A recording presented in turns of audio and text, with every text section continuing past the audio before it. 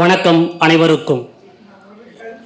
நூலேணி பதிப்பகத்தினுடைய உரிமையாளர் கன்னிக்கோவில் ராஜா அவர்கள் சார்பாக வருகை தந்திருக்கக்கூடிய உங்கள் அனைவரையும் வருக வருக என வரவேற்று மகிழ்கிறோம். இந்த ஹைக்கூ திருவிழாவினுடைய முதல் நிகழ்வாக ஹைக்கூ கவியரங்கம் நிகழ இருக்கிறது. அதை தலைமையேற்று நடத்த கவிச்சுடர் ஐயா கல்யாண சுந்தரம் அவர்களை அன்போடு மேடை கலைக்கிறோம். இந்த திருவிளையாடல தருமி சொல்லுவார், பாட்டு எழுதி பேர் வாங்குவாங்க, குத்தம் கண்டுபிடிச்சே பேர் வாங்குவாங்கன்னு. அது மாதிரி சில பேர் வச்சாலே பேர் தான்.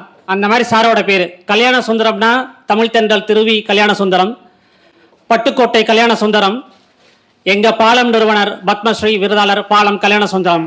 அப்படி சிறந்த பேரே நல்ல ஊராவையும் நல்ல ஊருக்கும் பெருமை சேர்த்து கொண்டிருக்கக்கூடிய ஐயா கல்யாண சுந்தரம் அவர்கள் தலைமையில் இப்போது நூலேணி பதிப்பகத்தினுடைய ஹைக்கூ திருவிழாவின் முதல் நிகழ்வாக கவியரங்கம் இப்போது மேடை அவர்களிடம் ஒப்படைக்கப்படுகிறது. அனைவருக்கும் இனிய மாலை வணக்கம்.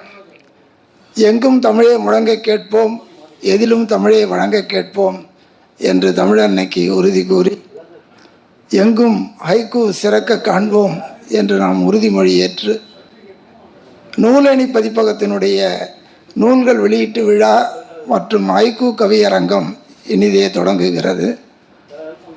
இந்த ஹைக்கூ கவியரங்கில் பங்கு பெறுகின்ற கவிஞர்கள் ஐவராக இங்கே வந்த உடன் அமர்ந்து கவிதைகளை வாசிக்க அன்போடு அழைக்கிறேன். கவிஞர் யுகபுத்திரன் அவர்கள்,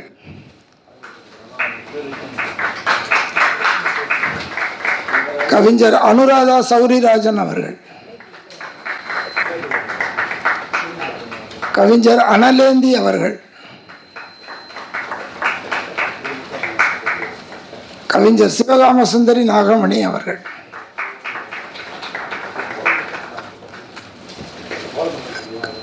கவிஞர் கவிதா பிருத்திவி அவர்கள். நூலேணி பதிப்பகத்தினுடைய சிறப்புமிகு ஹைக்கூ திருவிழா இங்கு இனிதே தொடங்கப்பட்டிருக்கிறது. இன்றைய விழாவில் 30க்கும் மேற்பட்ட நூல்கள் வெளியிடப்படுகின்றன. ஹைக்கூ, சென்ட்ரியூ, லிமரைக்கு என்று பல வகைமைகளில் புத்தகங்கள் கவிஞர்களால் எழுதப்பட்டு இன்று வெளியிடப்படுகின்றன. ஹைக்கூ வரலாறு என்று எடுத்துக்கொண்டால் அது நீண்ட நெடிய வரலாறு. இன்றைய விழாவில் ஐயா ராம குருநாதன் பேராசிரியர் அவர்கள் வருகை தந்திருக்கிறார்கள். அவருடைய பெயரை உச்சரிக்கிறோம் என்றால் அதற்கு நாம் பெரும் பேறு பெற்றிருக்கிறோம் என்று தான் சொல்ல வேண்டும். அத்தகு ஆளுமை, அவர் தொடாத ஆய்வு கட்டுரைகளே இல்லை. பெரிய தமிழ் அறிஞர்களுடைய அத்துணை புத்தகங்களையும் படித்து பல ஆய்வு அரங்கங்களே பங்கு பெற்று அவர் ஆய்வு கட்டுரைகள் பல எழுதியிருக்கிறார். இவர் எழுத்தாளர் மட்டுமல்ல, மொழிபெயர்ப்பாளரும் கூட.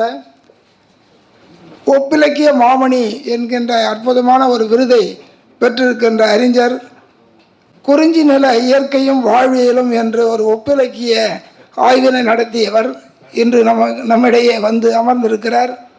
அவரை கவியரங்கத்திற்கு முன்பாக அவரை வரவேற்று வணங்கி இந்த கவியரங்கத்தை தொடங்குகிறோம். முள்ளின் இதயம் சிவப்பல்ல வெண்மை, முள்ளின் இதயம் சிவப்பல்ல வெண்மை, அதிகாலை பனி என்ற அற்புதமான ஒரு ஹைக்கூவை கொடுத்த நம்முடைய ஓவிய கவிஞர் அமுத பாரதி அவர்களுடைய பாதம் தொட்டு இன்றைய கவியரங்கம் இனிதே தொடங்குகிறது. கவியரங்கில் கவிதை வாசிக்கின்ற கவிஞர்கள் தமது 3 ஹைக்கூ கவிதைகளை ஒரு முறை மட்டும் நிறுத்தி நிதானமாக வாசிக்கவும். ஏன்னா 2 முறை வாசித்தா நமக்கு நேரம் போதாது. ஆனால் தெளிவாக கேட்பவர்களுக்கு மிகவும் விளக்கமாக அது பதியும்படியாக நிறுத்தி நிதானமாக படியுங்கள். அது சிறப்பான உங்களது ஹைக்கூவாக அமையட்டும். முதலில் கவிஞர் யுகபுத்திரன் அவர்களை தொடக்க கவிதை ஹைக்கூ கவிதை வாசிக்க அன்போடு அழைக்கிறேன்.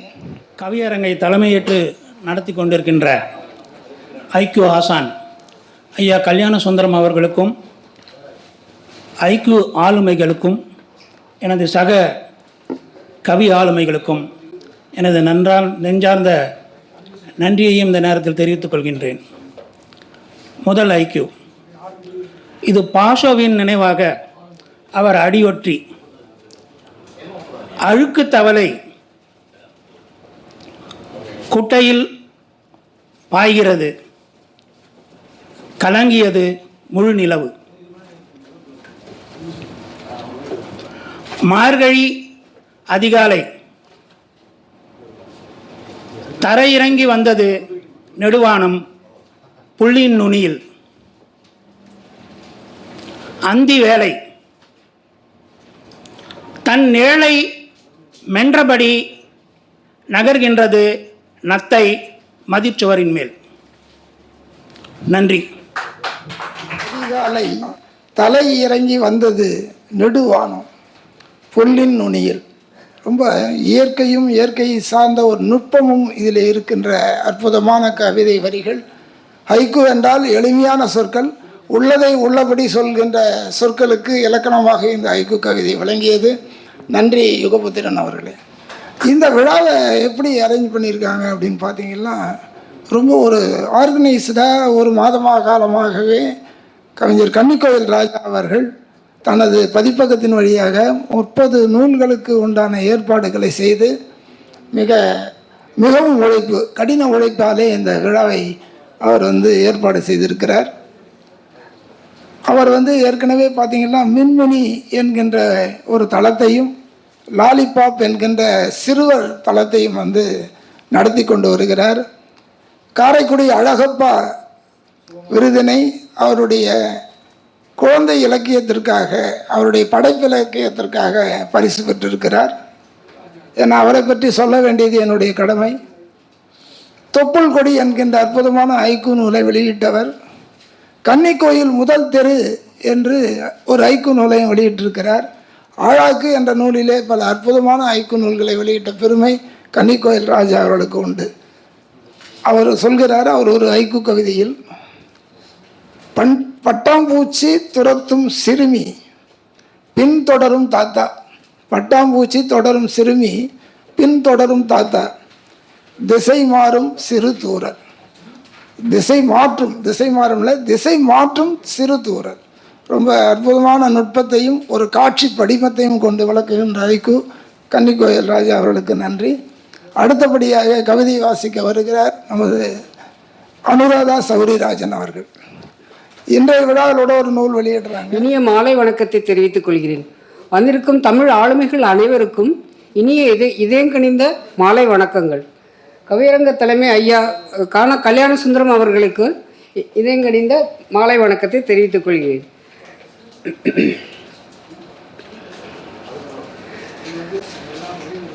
பலூனுக்கு முன்பே உப்பி விடுகிறது குழந்தையின் கன்னம்.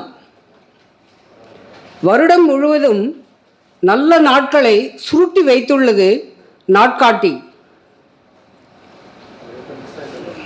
காட்டுடன் சேர்ந்து பறவையை தேடுகிறது பிரிந்த சிறகு. நல்ல மூன்றுமே சிறப்பாக இருந்தால் ஐயா சொன்ன மாதிரி முதல் கவிதை ஏற்பதும் இந்த வருடம் முழுவதும் நல்ல நாட்களை சூட்டி வைத்திருக்கிறது நாட்காட்டி. அது கூட நம்ம பார்க்குறோம் இல்லையா. ஒரு கவிதையை நான் எழுதின ஞாபகம் வருது. ராகு காலம் யமகண்டம் என நல்ல நாட்கள் தேடுகிறான், இருண்டது எதிர்காலம் என்று எழுதிய ஒரு ஹைக்கூ நினைவுக்கு வந்தது. அம்மா சொன்ன ஹைக்கூக்கு முரணாக இருந்தாலும் நல்ல நாட்களை ஆட்காட்டி தான் என்பது நாம் அனைவரும் அறிந்தது. மகிழ்ச்சி. நான் இந்த ஹைக்கூ கவியரங்கம்னா வெறுமனே கவியரங்கம் நடத்துறதை விட ஒரு சின்ன சின்ன செய்திகளை சொல்லி நடத்தும் பொழுது அது ஒரு உயிர்ப்போடு இருக்கும் என்பது தான் என்னுடைய கருத்து. அண்மையில் மறைந்த ஈரோடு தமிழன்பன் ஐயா அவர்களிடம் நிறைய வாய்ப்புகள் எனக்கு அதிகமாக கிடைத்தது. உலகத்தமிழ் ஹைக்கூ கவிஞர்கள் மன்றத்தின் சார்பாக 2 மாபெரும் நிகழ்வுகள் நடத்தி அவர் 1 மணி நேரம் நின்றபடியே உரையாற்றியதெல்லாம் இப்பொழுது நெஞ்சிலே நிழலாடுகிறது. ஐயா ராமகுருநாதன் ஐயா அவர்களுக்கு நன்றாக தெரியும். அவருடைய பேராண்மை, அதாவது பார்த்திங்கன்னா இந்த உரையாற்றலின் சிறப்பு என்னென்னா, அவர் சிறிதும் தளராமல் ஆரம்பம் முதல் கடைசி வரை எந்த தொனியில் அவர் பேசுகிறாரோ அதே தொனியில் பேசக்கூடிய வல்லமை படைத்தவர் ஈரோடு தமிழன்பன் அவர்.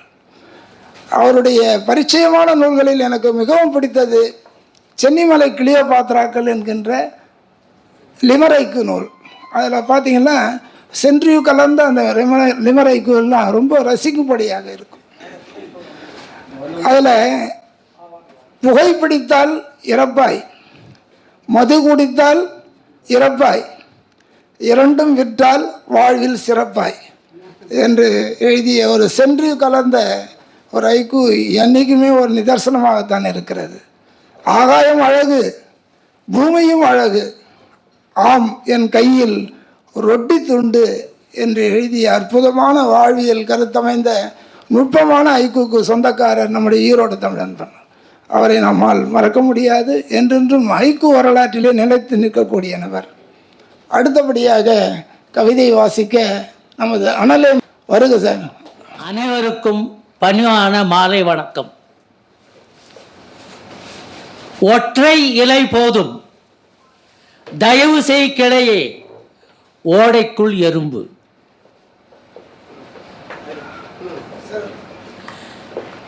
மெதுவாய்ப்போ மேகமே, குழந்தைக்கு நிழல் வேண்டும், மலையுச்சியில் குருவிக்கூடு.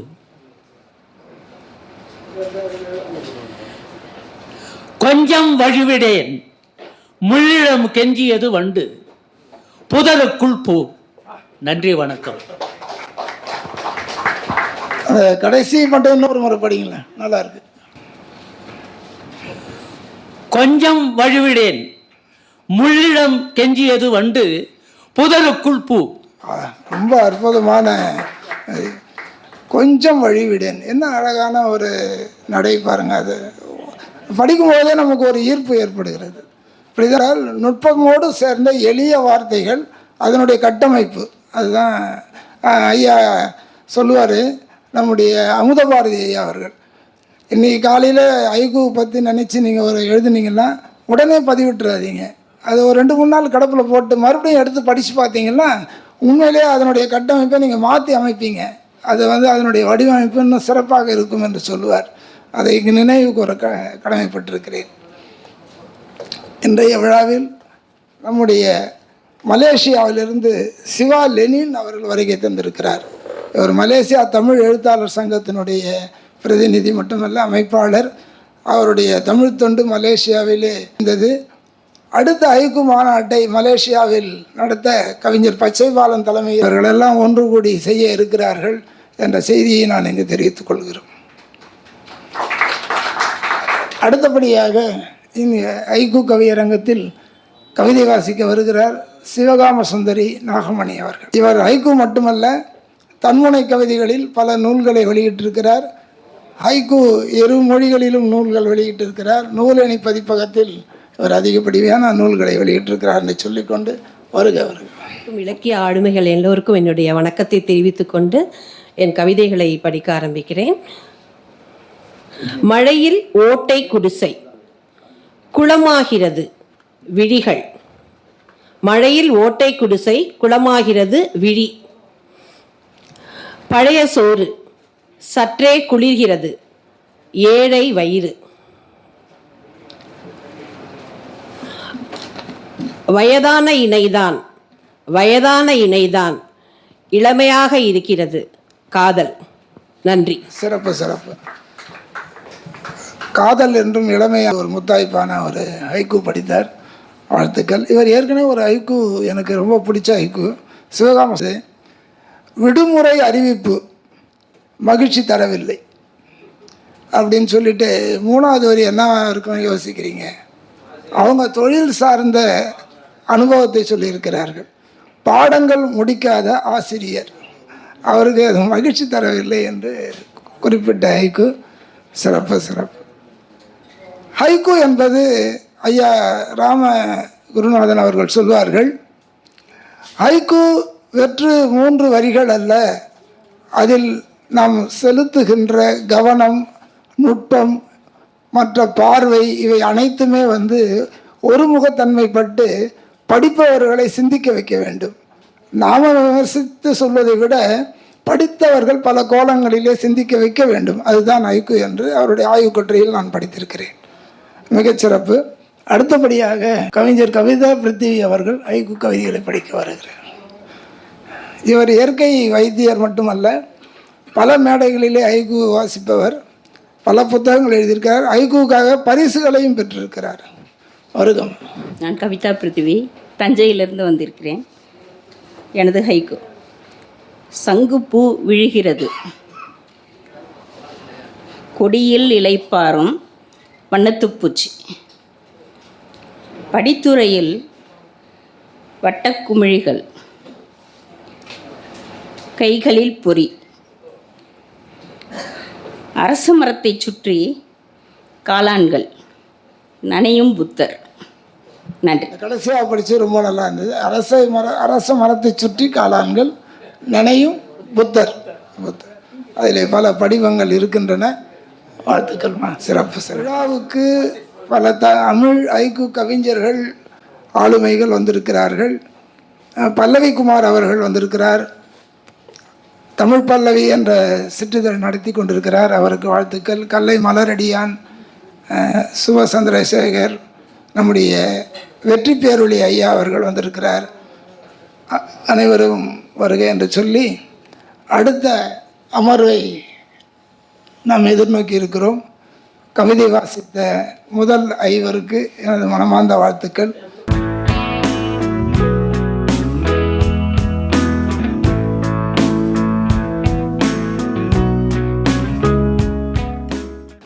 அடுத்த அமர்விலே ஐக்கு கவியரங்கம் தொடங்குகிறது. இந்த அமர்வில் முதலாவதாக கவிதை வாசிக்க கவிஞர் ஹாரிங்டன் ஹரிஹரன் அவர்களை அழைக்கிறோம்.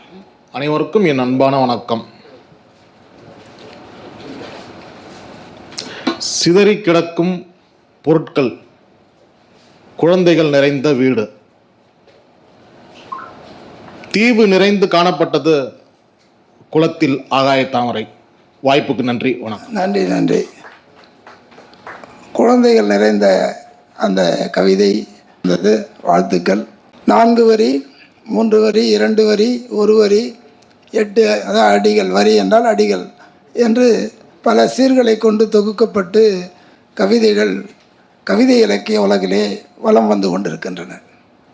சின்ன சின்ன கவிதைகள் தான் இப்பொழுதெல்லாம் காலம் அருகி போயிருக்கின்ற நேரத்திலே கவிதைகள் இவைதான் இன்று எடுபட்டு கொண்டிருக்கின்றன. அனைவரிடத்திலும் விரும்பி வாசிக்கப்படுகிறது. ஜப்பானிய மண்ணில் பார்த்திங்கன்னா ஐக்கு கவிதைகள் அந்த டீ குடிக்கிற அந்த கப்பில் கூட பதிப்பு செய்து வச்சிருப்பார்கள். ஏன்னா டீ அருந்தும் நேரத்தில் கூட அவங்களுக்கு ஒரு நல்ல சிந்தனை மலர வேண்டும் என்று ஜப்பானிய மண்ணிலே இத்தகைய கலாச்சாரம் பின்பற்றப்படுகிறது. அதுபோன்று தமிழ் ஐக்கு கவிதைகள் என்று தனக்கென்ற ஒரு அங்கீகாரத்தை, ஒரு நிலைப்பாட்டை கொண்டிருக்கிறது. 5-7-5 என்கின்ற இலக்கண விதிகளை எல்லாம் உடைத்தெறிந்து தமிழ் மண்ணுக்கேற்ப, மரபுக்கேற்ப, தமிழ் வாசத்திற்கு ஏற்ப ஐக்கு கவிதைகள் இன்று சிறப்பாக கவிஞர்களால் எழுதப்படுகிறது. நாம் எழுதுவது ஐக்கு கவிதை தானா என்று எப்பொழுதும் அஞ்ச வேண்டாம். ஐயா ஈரோடு தமிழன்பன் கூட சொல்வார், கவிதை எழுத முற்படுங்கள். அது ஐக்குவாக இருக்கட்டும், நவீன கவிதையாகவும் இருக்கட்டும், புது கவிதையாகவும் இருக்கட்டும், அது உங்களுடைய சொந்த கருத்துக்களுக்கு அப்பாற்பட்டு நிற்க வேண்டாம், சிறப்பாக எழுதுங்கள் என்று அவ்வப்போது கூறுவார். அதுதான் கவிதையினுடைய உயிர் நாதம் என்று சொல்லிக்கொண்டு அடுத்தபடியாக இந்த 2வது அமரிலே வாசிக்க நம்முடைய கவிஞர் பன்முனை கவிதையினுடைய செயல் தலைவர் கவிஞர் வேலாயுதம் அவர்களை அன்போடு அழைக்கிறோம். விட்டு கொடுக்கும் பண்பை கற்றுத்தருகின்றன ஒத்தையடி பாதைகள் என்கின்ற ஆக சிறந்த கவிதையை நமக்கு தந்த இந்த கவியரங்கத்தின் தலைமை நாயகன் பெரும் மதிப்பிற்குரிய பேராசான் கானா கல்யாண சுந்தரம் ஐயா அவர்கள் உள்ளிட்ட அனைவருக்கும் வணக்கம் சொல்லி என்னுடைய 3 கவிதைகள். மரத்தடியில் தியானம், உதிரும் சருகு வெற்றிடம் நிறைகிறது. 2வது கவிதை, சிறுமியின் பெருமூச்சில் விரிவடைந்து பறக்கிறது வண்ண பலூன். சிறப்பு. அடுத்த கைத்தட்டலாமே சில. அடுத்த கவிதை, அறுவடை முடிந்த வயல் காற்றோடு மட்டுமே பேசும் காவல் பொம்மை. நன்றி. சிறப்பு. அறுவடை முடிந்த வயல் காற்றோடு மட்டுமே பேசும் காவல் பொம்மை. ரொம்ப அற்புதமான வரிகள். வாழ்த்துக்கள் வேலாயுதம் அவர்களே.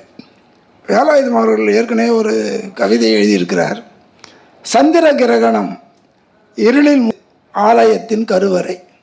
ரொம்ப முற்போக்கு சிந்தனையும் அறிவியல் பூர்வமான ஒரு கருத்தையும் உள்ளடக்கிய ஹைக்கூ கவிதை அது. வாழ்த்துக்கள். அடுத்தது நம்முடைய சுபாஷ் சந்திரசேகரன் அவர்கள், கவிஞர். பாருங்களேன்.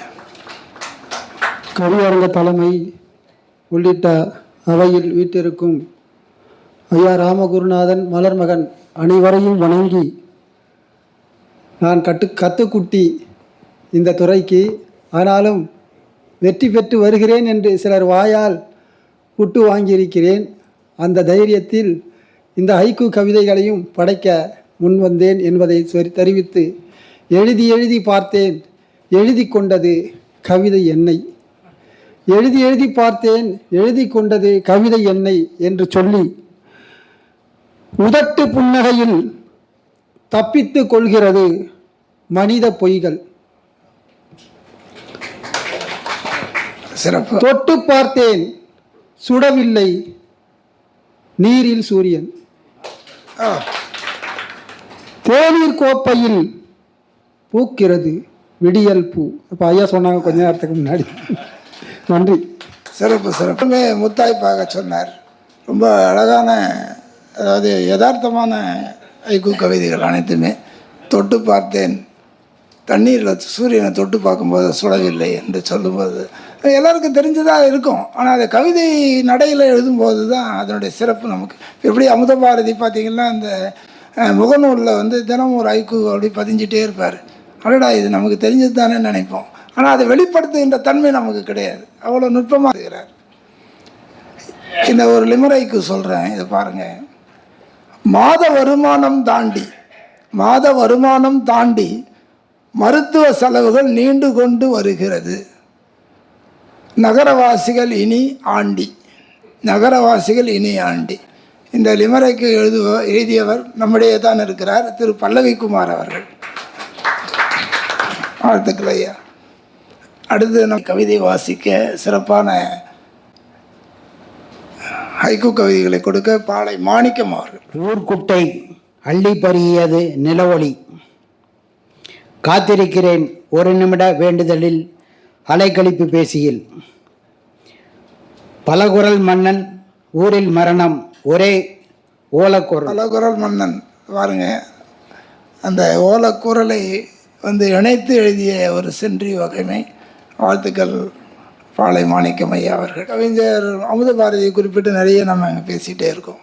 அதேபோல் நம்முடைய அமர்ந்திருக்கிறார் ஓவிய கவிஞர் மலர்மகன் அவர்கள் கூட. அவருக்கு நமது வாழ்த்துக்களை தெரிவித்துக் கொள்கிறோம். நிறம் பற்றி கவலை இல்லை, மேலும் கவலையின்றி இசையாக்கியது புல்லாங்குழல். நிறம் பற்றி கவலையின்றி இசையாக்கியது புல்லாங்குழல் காற்று என்று எழுதியவர் நம்முடைய கவிஞர் ஆரிசன் அவர்கள். உழைப்பின் நிறம் என்ற ஒரு புத்தகத்திலிருந்து எழுதப்பட்டது. அற்புதமான கவிஞர். அடுத்து நம்முடைய ஹைக்கூ கவிதைகள் வாசிக்க வருகிறார் கவிஞர் வீரமுத்து அவர்கள். வாருங்களே, ஊரும் சொல்லுங்கள், பேர் சொல்லிட்டு ஊர் சொல்லுங்கள். வீரமுத்து, சென்னை. கவியரங்க தலைமைக்கும் அனைவருக்கும் என்னுடைய வணக்கம். மலடியின் SMS கூட டெலிவரி ஆனது, குயிலும் விசில் அடித்தது என்று அலைபேசி பாடலானது, பிரமிடுகளில் உறுப்பினர்களின் சேர்க்கை, அமெரிக்கா ஈரான் போர். வணக்கம். விசில் எத்தகைய பரிமாணங்களை கொண்டு சென்றது என்றது நமக்கு நினைவுக்கு வருகிறது. வாழ்த்துக்கள் வீரமுத்து அவர்களே. ஹைக்கூ கவிதைகள் தமிழ் கவிதை இலக்கிய இன்று எந்த அளவுக்கு தடம் பதித்து இருக்கிறது என்று சொன்னால் அதற்கு பல்வேறு கட்டுரைகளையும் நாம் வாசிக்க வேண்டும். இன்றைய அளவிலே கவிஞர் கோ லீலா என்பவர் முனைவர் பல ஹைக்கூ கட்டுரைகளை, ஆய்வு கட்டுரைகளை எழுதியிருக்கிறார். அவருடைய கட்டுரைகளை எல்லாம் நீங்கள் வாசிக்க வேண்டும் என்று இந்த நேரத்தில் சொல்லிக்கொள்கிறேன். சாகவே இல்லை, சாகவே இல்லை சாதி சண்டையில் சாதி என்று பனி படர்ந்த சூரியன் என்ற புத்தகத்திலிருந்து புதுவை தமிழ்நஞ்சனுடைய ஐக்கு கவிதை இது. அவருக்கு வாழ்த்துக்கள் கூறி அடுத்த அமர்வில் வாசிக்க காத்திருக்கிறார்கள். இந்த அமர்வு இனிதே முடிகிறது. நன்றி கவிஞர்களுக்கு.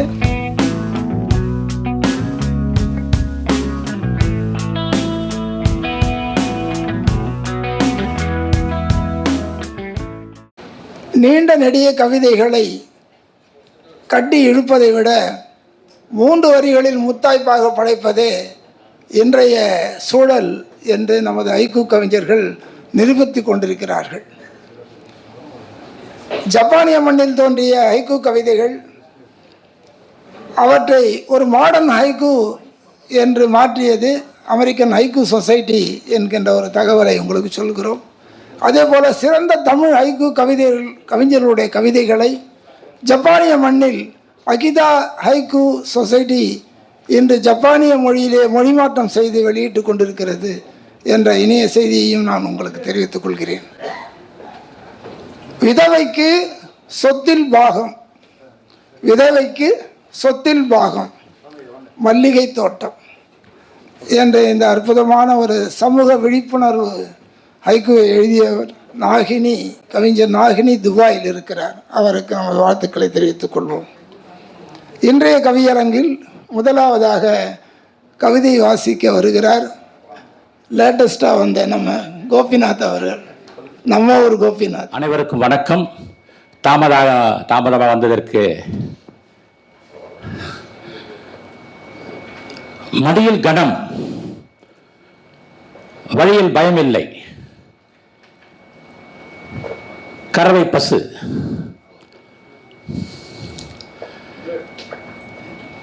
அழகு அழகுதான், அவளும் நானும், அழகு அழகுதான், நானும் அவளும், அவளும் நானும் இருட்டறையில்.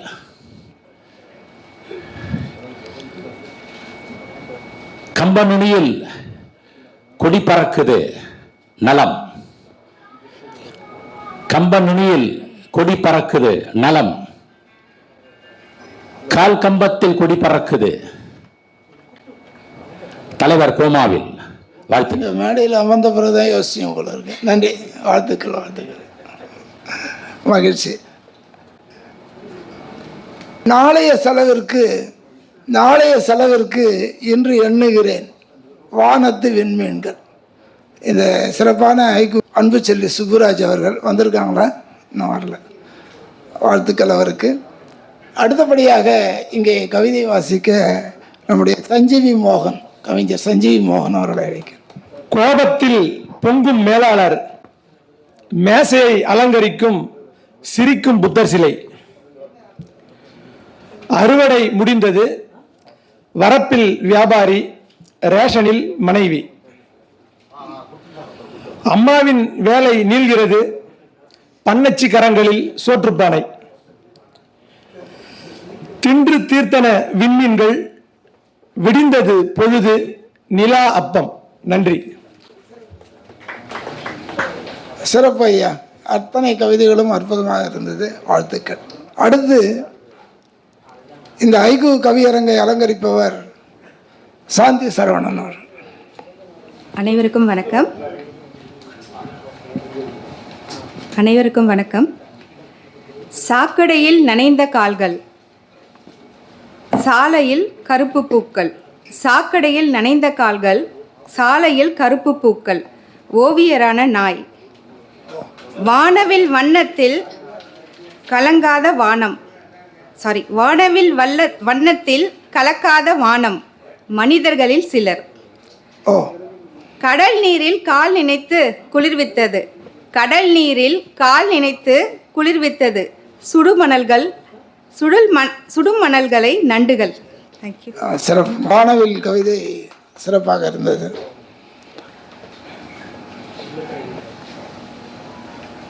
அடுத்தபடியாக நமது ஐக்கு கவியரங்கை அலங்கரிக்க வருகிறார் கவிஞர் பே. அருணகிரி அவர்கள். சபைக்கு முதற்கண் வணக்கம். ஹைக்கு முன்னோடி அனைவருக்கும் என் சிறந்தாழ்ந்த வணக்கங்களை கூறி என்னுடைய 3 ஹைக்கு கவிதைகளை உங்கள் முன் சமர்ப்பிக்கிறேன். கிணறும் குளமும் இல்லாது போன ஊரில் பொய்யாகவே இருக்கட்டும் காணல் நீர். கால்களுக்குத்தான் கேட்டேன், கழுத்துக்கே அணிவித்து விட்டார்கள் செருப்பு மாலை.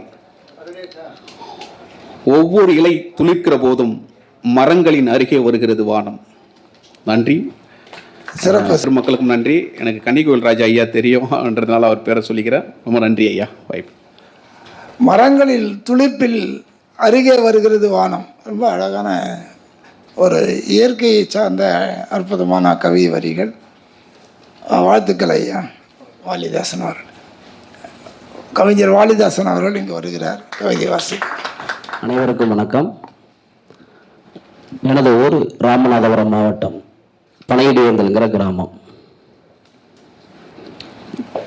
அடைமலை நினைவூட்டுகிறது குளிரூட்டப்பட்ட அறை.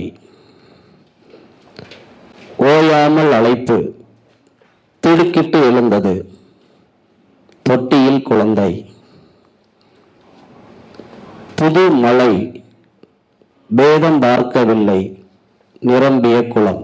நன்றி, வணக்கம். புது மழை பேதம் பார்க்கவில்லை. நல்ல கவிதை வரிகள். ஹைக்கூக்கு ஏற்ற அடிகளை கொடுத்த தங்களுக்கு வாழ்த்துக்கள். நிறைவாக கவியரங்க தலைமையினுடைய சில ஹைக்கூ கவிதைகள் வாசிக்கலாம் இல்லையா? நன்றி.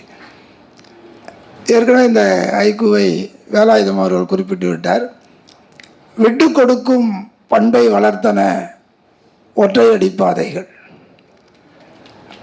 அடுத்தது, குடமுழுக்கு நடக்கின்ற கோவிலுக்கு அருகே கொக்கும் தூண்டிலும் அருகருகே, கொக்கும் தூண்டிலும் அருகருகே மீன்கள். இனியும் மரங்களை அழித்தால், இனியும் மரங்களை அழித்தால் சுமக்க நேரிடும் உயிர்வழி குப்பிகளை. பயணியே சற்று நில், இது தவிட்டு குருவிகளின் சுமைதாங்கி கல் என்று சொல்லி இந்த கவியரங்கை நிறைவடைய செய்கிறேன். நல்லதொரு வாய்ப்பை நல்கிய நூலணி பதிப்பகத்தினுடைய உரிமையாளர் கன்னிகோவில் ராஜா அவர்களுக்கு மனமார்ந்த நன்றியை தெரிவித்துக் கொள்கிறேன். 30க்கும் மேற்பட்ட நூல்கள் இங்கே வெளியிடப்படுகின்றன. ஐயா ராம குருநாதன் அவர்களுடைய சிறப்புரையை நாம் கேட்க காத்திருக்கிறோம். அதே போல் ஆரிசன் அவர்கள் வருகை தந்திருக்கிறார். வாழ்த்துக்கள். இன்னும் பல ஐக்கு கவிஞர்கள் வந்து கொண்டிருக்கிறார்கள். அனைவருக்கும் வாழ்த்து கூறி இங்கே வருகை தந்துள்ள இந்த கவியரங்கை கேட்டு ரசித்த உங்கள் அனைவருக்கும் எனது மனமார்ந்த நன்றியை தெரிவித்துக்கொண்டு இடம் சாருகிறோம். மிக்க நன்றி. வாழ்த்துக்கள்.